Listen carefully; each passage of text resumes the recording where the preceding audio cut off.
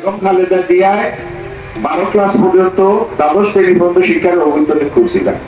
এরপর শিক্ষার বিনিময়ে খাদ্য কর্মসূচি চালু করছে, যাতে অভাবী পরিবারের বাচ্চাগুলো স্কুলে পড়তে পারবে। আমরা পরিকল্পনা হইল সিলেট সদর 7টা ইউনিয়ন আছে, এখন এই 7 ইউনিয়নও 7টা খেলার মাঠ খোলা। সুবহানাল্লাহ, হাই স্কুলে কোনো তালিম নাই, খালি খেলার মাঠেও তালিম। আর সিলেট থেকে আমরা দুইটা জিনিসকে বিদায় দিতাম। এই যে আমরা কিছু কিছু শ্রমজীবী ভাই হল মাথার গাম পাওয়া ফলাইয়া কেন পয়সা রুজি করলেন, বাড়ির যাওয়ার আগে পয়সা গুণ তীর খেলিয়ে উড়াইয়া দিয়ে করে যায়। এরপরে গিয়া গোয়াইতে যখন পয়সা চায় তখন গোয়াইতের লোকে কিলাকিলি করেন, বিচার হয়, সালিশ হয়, তালাক পর্যন্ত হয়।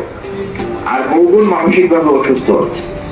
এই তীর খেলা হইলে একটা জুয়া, এগুলো আমরা সিলেক্ট থাকি চিরপুরে খেলা উচ্ছেদ করব। যেন মাদকের ব্যবসায়ী হল এর তাকে আমি অনুরোধ করছি, মাদক বেশিও না, কোনো হক আল্লাহর পেশার যাও। যদি আল্লাহ তৌফিক দেন আমরা 12 ফেব্রুয়ারি কামিয়াব হই, রাষ্ট্র ক্ষমতা পরিচালনার সুযোগ পাই। এর আগে যদি তাদের কোনো হক আল্লাহর পেশার যান কি আলহামদুলিল্লাহ, যদি পেশা বদলাইতে না পারে সিলেক্ট সাইড দোকা এখানে তার লাগে ঠিক জায়গা নাই।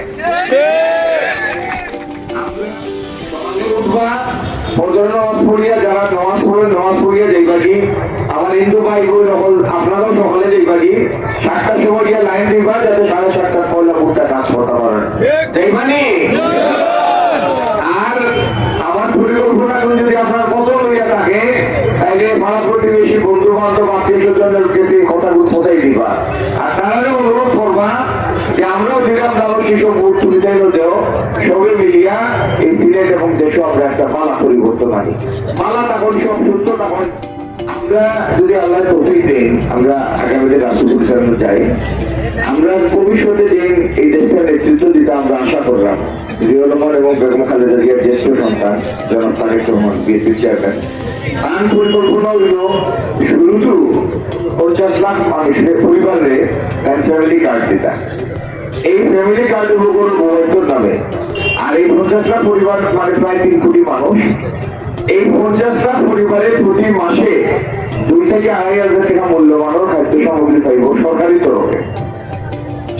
আর একটা পরিকল্পনা হইল তার কৃষক কার্ড করা, মানে কৃষিজীবী যারা আছে এরার যাবতীয় তথ্য কৃষক কার্ডও থাকবো, ফোন নাম্বার আরো যাবতীয় তথ্য।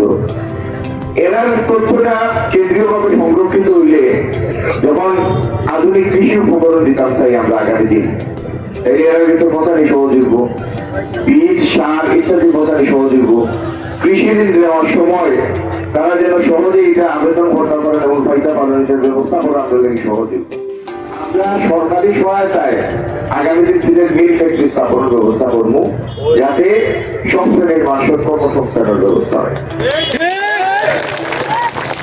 আমরা ইনশাআল্লাহ বিদেশ যাওয়া লাগতো নাই, যেহেতু কোনো কাম কাজ নাই, ভবিষ্যৎ নাই, যে কোনো উপায় বিদেশ থেকে ফিরবো।